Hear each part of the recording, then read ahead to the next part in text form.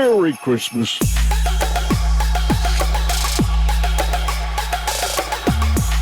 Salut à tous et à tous, je vous retrouve pour une nouvelle vidéo. Donc, je sais que ça fait longtemps, mais là j'ai une bonne excuse. Si vous me suivez depuis à peu près longtemps, vous devez savoir que je prépare une série. Et si je n'ai pas pu sortir de vidéo jusque maintenant, c'est parce que j'étais en train de bosser dessus, en train de faire le montage, en train de préparer le générique, tous ces trucs comme ça, vous voyez. Et d'ailleurs, en parlant de ça, je viens de créer la chaîne où je publierai les épisodes normalement. Elle est dans la description. Donc voilà, si vous voulez suivre ma série, si vous êtes intéressé, bah abonnez-vous, les vidéos elles arrivent bientôt. Bref, ce n'est pas le sujet d'aujourd'hui. Aujourd'hui, j'avais envie de vous parler d'un truc que j'ai découvert il y a à peu près une semaine et qui m'a juste retourné le cerveau. Est-ce que vous savez ce que c'est que le Mandela Effect? Ah mais je suis con, ils vont pas me répondre. Donc le Mandela Effect, qu'est-ce que c'est? C'est une théorie faisant partie des théories du complot en fait, qui expliquerait en fait que là, tout de suite, on vivrait dans une réalité alternée. Pas la même réalité qu'il y a quelques années en gros. Je m'explique. En gros, c'est un phénomène qui fait que la planète entière se souvient d'un truc qui s'est passé, par exemple il y a 5 ou 6 ans, ou je sais pas, il y a un truc qui s'est passé, mais que maintenant quand on regarde dans les archives ou qu'on regarde si ça s'est passé, et ben non, on découvre que cette chose ça a jamais existé, ça s'est jamais passé. Et donc, à partir de ce phénomène, il y a plusieurs théories qui ont été émises, comme quoi on vivrait dans une réalité alternée, pas la même qu'en, par exemple en 2005, comme quoi il y aurait quelqu'un qui serait retourné dans le passé, qui aurait modifié des choses, donc ça aurait eu des impacts sur le présent, comme quoi chaque jour on alternerait entre deux univers parallèles, enfin bref, il y a plein de théories sur ça, mais j'avais juste envie de vous montrer quelques exemples sur ce Mandela Effect, qui m'ont le plus choqué en fait. Et en fonction de qu'est-ce que vous regardiez quand vous étiez plus jeune, qu'est-ce que vous faisiez quand vous étiez petit en fait, il y a des trucs qui vont plus ou moins vous marquer. Par exemple, moi l'exemple qui m'a le plus marqué, c'est celui-là. Donc premier exemple, celui qui m'a le plus marqué, Pikachu. Parce que oui, j'ai toujours été super fan de Pokémon, d'ailleurs, est-ce qu'on est tous d'accord pour dire que Pikachu, il avait le bout de la queue noir. Elle a jamais été toute jaune comme ça, elle a été noire. Et je peux mettre ma main couper qu'elle était noire. Parce que même quand il lâchait les attaques queue de fer et tout, je vous jure c'est vrai. Quand je regardais Pokémon quand j'étais petit, même il faisait queue de fer et tout, les attaques comme ça, il avait du noir derrière la queue. Et bah maintenant, si vous regardez tous les épisodes de Pokémon, vous regardez dans les archives sur Wikipédia ce que vous voulez, et bah il en a jamais eu. Jamais, jamais. Alors que je suis sûr de pas être le seul à m'en souvenir en fait. À la limite, si ça avait été que moi qui m'en souvenais et que là je remarque qu'il en a jamais eu, je me dirais ah, j'ai juste mal vu en fait. Mais vu que là il y a carrément toute la planète qui se souvient qu'il avait du noir derrière la queue et qu'il en a pas, là je me pose des questions. Deuxième exemple.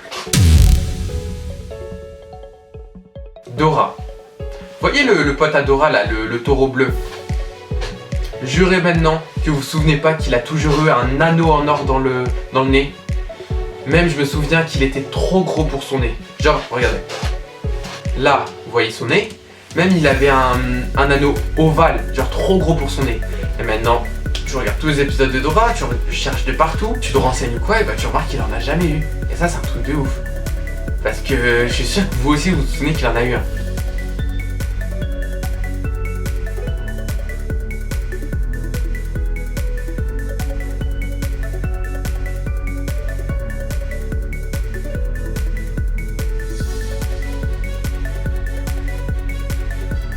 Troisième exemple. Donc là je m'adresse aux fans de Star Wars ou ceux qui ont regardé ou bref. Qu'est-ce que Dark Vador dit à Luke pour dire en gros qu'il est son père? Il dit bien Luke, je suis ton père. Et bah non. Il a dit que vous l'avez tué. Non, je suis ton père. Alors que je suis sûr que les fans de Star Wars se souviennent qu'il a dit Luke, je suis ton père. Quatrième exemple. Le mec de Monopoly, pour vous, c'est un vieux qui a une moustache, qui, je sais pas, qui est en cravate, avec une monocle, un monocle, je sais pas comment ça s'appelle. Et bah non, il en a jamais eu. Regardez sa tête. Il a l'air bizarre un peu là, hein. Et bah non, c'est sa tête, il a toujours été comme ça.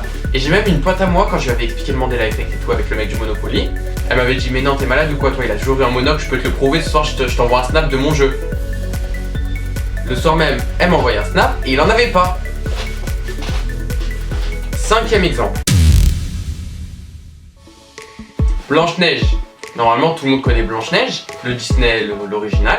La méchante reine, quand elle va devant son miroir, on est d'accord qu'elle dit miroir, miroir, dis-moi qui est la plus belle. Ou mon beau miroir, qui est la plus belle, ou de quelque chose comme ça. Tout le monde se souvient de ça. C'est quelque chose qui est... Enfin, je sais pas, c'est une phrase qui est restée culte dans les Disney. Miroir, miroir, dis-moi qui est la plus belle.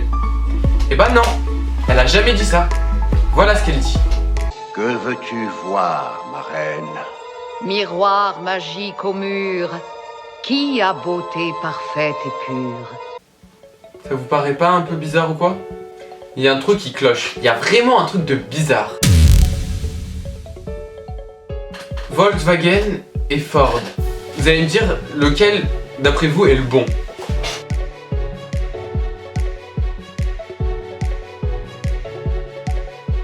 On est d'accord que c'est les logos duo. Sur le F de Ford, il n'y a jamais eu de D. Et sur le Volkswagen, il n'y a jamais eu de barre. Et bah si, il y en a toujours eu. Je vous montre l'évolution des logos des marques.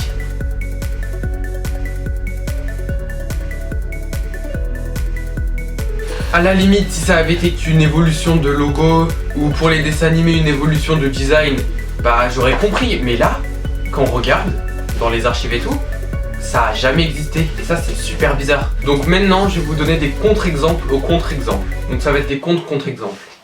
Donc en général, quand je parle aux gens du Mandela Effect, qu'est-ce qu'ils vont me répondre? Ils vont me dire, oui, mais c'est qu'une association de trucs, genre, je sais pas, le mec du Monopoly, il est vieux, du coup on va lui imaginer un monocle. Oui, mais le cerveau ne peut pas imaginer un truc sans ne l'avoir jamais vu. Et ça c'est prouvé. 2. Les gens, quand tu vas leur parler du Mandela Effect, ils vont dire oui, mais j'ai posé les questions à ma petite sœur de 5 ans, de 7 ans. En gros, ils vont demander à leurs petits frères et sœurs, est-ce que le mec du Monopoly il a un monocle ou pas? Est-ce que Pikachu il a la queue noire un peu ou pas? Et ces personnes, ils vont me dire oui, mais mon petit frère et ma petite sœur, ils ont répondu tout juste à toutes ces questions. Oui, mais si on reprend l'hypothèse comme quoi le changement de réalité s'est fait en 2006, et que ton petit frère, ta petite sœur est né en 2005-2006, ils ont commencé à jouer à Monopoly, à regarder Pokémon, quand le changement de réalité s'est déjà fait. Donc voilà, c'est une petite vidéo tranquille, j'avais envie de vous parler d'une théorie assez surprenante. Donc dites-moi ce que vous en pensez en commentaire, l'exemple qui vous a le plus marqué, genre moi c'était Pokémon, dites-moi ce que c'était quoi, et voilà. Dites-moi ce que vous pensez aussi de la théorie, si vous en avez une. Si on a se retourné dans le passé, si on n'arrête pas de changer des réalités ou quoi. Enfin bref, voilà. N'oubliez pas de vous abonner à la chaîne de ma série, parce que je vais bientôt sortir la bande-annonce, le générique, l'épisode 0. Et voilà. À la prochaine!